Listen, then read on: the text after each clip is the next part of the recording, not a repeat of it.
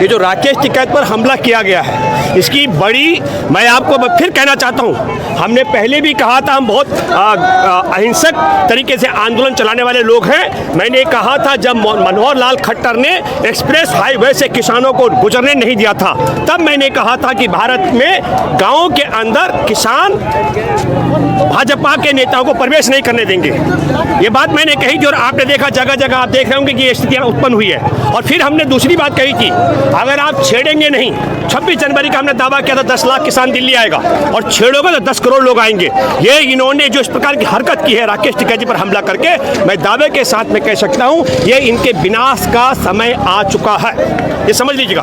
भूपेंद्र जी, एक के बाद एक हमले हो रहे हैं, ममता बनर्जी, अब राकेश टिकैत, तो क्या कहना चाहेंगे इस हमला, ये प्री प्लान हो रहा है या क्या? इस पर देखिए, आप इस पूरा समझना पड़ेगा आपको, इनके सारे के सारे जो हथकंडे हैं, देखिए आप ये समझ लीजिएगा कि पूरे मुद्दे को डाइवर्ट करने का इनके पास और कोई तरीका नहीं है। नरेंद्र मोदी हमारे देश के अंदर देश की सीमा की सुरक्षा के मामले को लेकर के बेनकाब हो चुके हैं। बेटियों की सुरक्षा का मामला आपने देखा, भाजपा का नेता का बेटा अभी गोंडा में लड़की को अपहरण करके गैंग रेप करता है, और आज की फिर एक और बड़ी घटना है जिसमें गैंग रेप करके बच्ची की लाश मिलती है उत्तर प्रदेश के अंदर। मैं कह रहा हूं बेटियों की सुरक्षा के मामले में कहीं नहीं टिकते हैं। तीसरी बड़ी बात मैं कहना चाहता हूं, हमारे देश के अंदर SC, ST और OBC को जो आरक्षण मिला हुआ है, पूरे देश के सरकारी संस्थानों को नीलाम करने के बाद, बेचने के बाद वहां कोई आरक्षण नहीं रहेगा। ये बहुत बड़ा तबका, मंडल कमीशन की सारी सिफारिशें खारिज होने वाली है।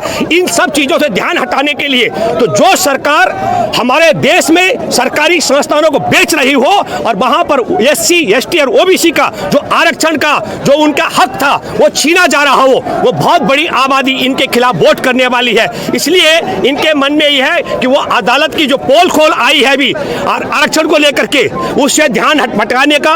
और इनकी सभाओं में आपने देखा, मैं 3 बातें कहूंगा, पश्चिम बंगाल के अंदर इन्हें कैंडिडेट नहीं मिल रहे।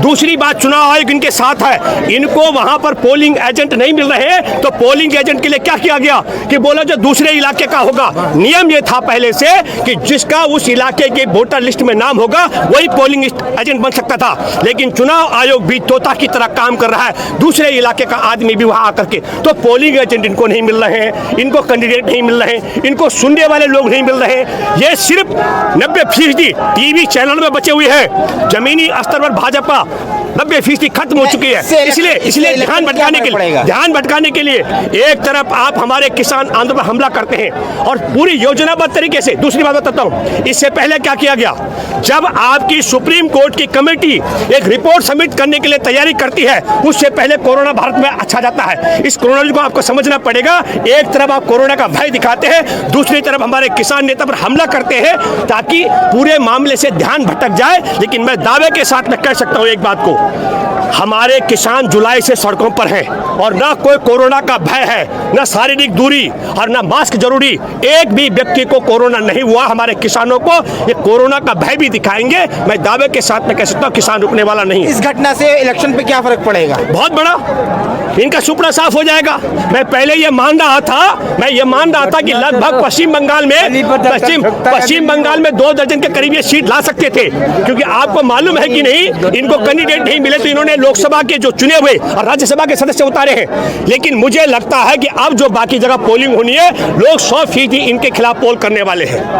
और मोदी जी ने तो कल भी कहा जीत रहे हैं हम। नहीं, देखिए नरेंद्र मोदी जी ने बहुत बातें कही हैं। नरेंद्र मोदी ने कहा था मैं 15 लाख रुपए दूंगा। नरेंद्र मोदी ने कहा कि मैं काला धन वापस लेकर के आऊंगा। नरेंद्र मोदी ने कहा था कि मैं 2 करोड़ लोगों को रोजगार दूंगा। नरेंद्र मोदी ने कहा था कि मैं लाभकारी मूल्य दूंगा। मोदी ने कहा था सबके अच्छे दिन आएंगे। ये अच्छे दिन आ गए। 300 से ज्यादा हमारे किसानों की शहादत हो गई।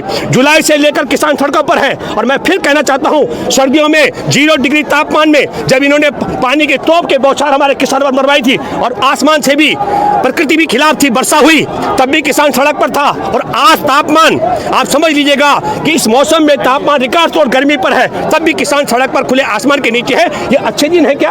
रोजगार का अगर हम जिक्र करेंगे, 10 करोड़ से ज्यादा लोगों की रोजी रोटी छिन चुकी है। 2 करोड़ 66 लाख जो बड़े नौकरी बड़ा वेतन भोगी थे, उनकी नौकरियां छिन चुकी है। और मैं ये कहना चाहता हूं, कोरोना की आड़ में एक और भूपेंद्र जी, सब कुछ ठीक ठाक चल रहा था, अचानक ये हमला? अचानक नहीं है, योजनाबद्ध तरीके से। मैं फिर कहना चाहता हूं, एक बड़ी रिपोर्ट जारी जाहिर हो चुकी है, जिसमें एक बात साफ आ गई। केंद्र सरकार ने कहा हम जिन सरकारी संस्थानों को बेच रहे हैं निजी कंपनियों को, वहां SC, ST और OBC का आरक्षण का जो अधिकार है वो खत्म हो जाएगा। वो इतना भर कह रहे हैं जो पहले से वहां नौकरी कर रहे हैं सिर्फ उन्हीं की नौकरी बच पाएगी, बाकी किसी को SC, ST और OBC का आरक्षण का लाभ नहीं मिलेगा।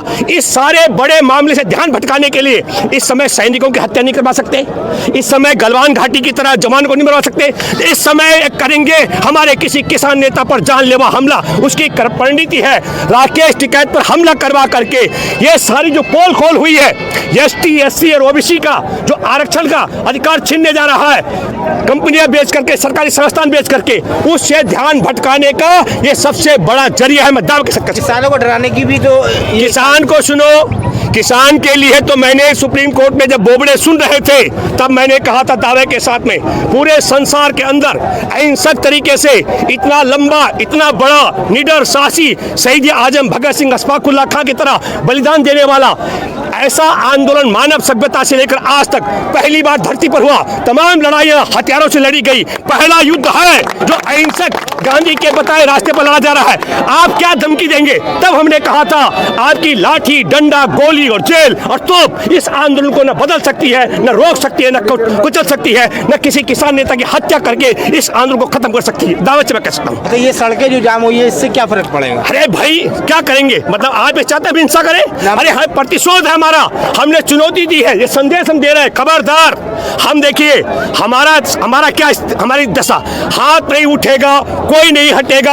हम बैठे हैं, आज राकेश टिकैत पर हमला हुआ, उसके प्रतिशोध के लिए एक संदेश जाना चाहे कि यहाँ से हर धरने पर यही हरकत हम कर रहे हैं। रावत जी को जरूरी थोड़ा ये बीजेपी ने करा, किसी और ने भी फायदा उठा। देखिए एक मिनट, ये जो एक मिनट पहले मैं आपको बताना चाहता हूँ, भारतीय जनता पार्टी के अलावा पहले पाकिस्तानी, फिर खालिस्तानी, आपको समझो माओवादी और तमाम आरोप किसानों पर लगाने वाले, अभी इनका एक विधायक है पंजाब में जिसको दंगा कर दिया कुछ लोगों ने, उसका कारण भी है, वो बार बार किसान आंदोलन को खालिस्तानी आंदोलन बताता रहा। हमने 26 जनवरी को दावा किया था ये सिखों की लड़ाई नहीं है, ये हिंदू और मुसलमानों की लड़ाई नहीं है, ये बौद्ध और जैनों की लड़ाई नहीं है, ये हमारे देश के अन्नदाता की लड़ाई है। और मैंने तब भी कहा था कि ये किसान आंदोलन को लाल किले पर निशान साहब का झंडा फहराना सीमित करने का षड्यंत्र जो कराया जा रहा है भाजपा की तरफ से, उससे हमारे किसान आंदोलन का कोई लेना देना नहीं है। मैं ये बात फिर कायम करता हूं कि जो आप कह रहे हैं भारतीय जनता पार्टी के लोग बौखला गए, इनका उप मुख्यमंत्री दुष्यंत चौटाला वहां पर हरियाणा में, वो उसको नीचे नहीं उतरने दिया। अब आप समझ लो कि इनको पता लग रहा है, इनको लगा शायद कि राकेश टिकैत पर हमला करने के बाद किसान भयभीत हो जाएंगे, किसान नेता डरेंगे। मैं आपके माध्यम से अपील कर रहा हूं, एक बड़ी बात मैं कहना चाहता हूं, जहां तक हमारी आवाज जा रही है, हर गांव में, कस्बे में, हर ब्लॉक में, डिस्ट्रिक्ट में इनका बहिष्कार करो, ये बहुत जरूरी भी है। ये बात मैं इसलिए भी कहना चाहता हूं, ये देश के अन्न उगाने और अन्न खाने वालों का और हमारे देश के सरकारी संस्थानों को बेच करके हमारे देश के SC, ST और OBC के अधिकारों को छीनने का षड्यंत्र है, इसके खिलाफ गोलबंद होना पड़ेगा। आप मेरी बात को कहीं और ले गए। मेरा कहने मतलब था ये सड़कें जो जाम हुई है ये तो पहले से बंद थी, गठीले तार लगे हुए थे बैरिकेड के जरिए, अभी कुछ दिन पहले खोली गई है, तो इससे क्या फर्क पड़ जाएगा? ये तो पहले से बंद थी सड़कें। नहीं, पहले से बंद हमने नहीं की थी, शासन प्रशासन ने बंद की थी, हम सांकेतिक तौर पर बंद कर रहे हैं। आज हम बंद कर रहे हैं, हमने सड़कें नहीं बंद की है, हमारे रास्ते सरकार ने रोके हुए, हमारे तमाम आंदोलन चाहे वह गाजीपुर का है, सिंगू बॉर्डर का है, शाहजहांपुर का है, टिकरी बॉर्डर का है, हम यहाँ बैठने के लिए नहीं आए, हम संसद के अंदर जाने के लिए आए, संसद चौखट पर जाने के लिए आए हैं। अब सरकार ने रास्ता रोका हुआ है, इसलिए हम यहाँ हैं और हम रास्ता खोलेंगे। जो विरोध हम यहाँ कर रहे हैं, ये विरोध हम वहाँ करते हैं दिल्ली में जा करके। बहुत धन्यवाद।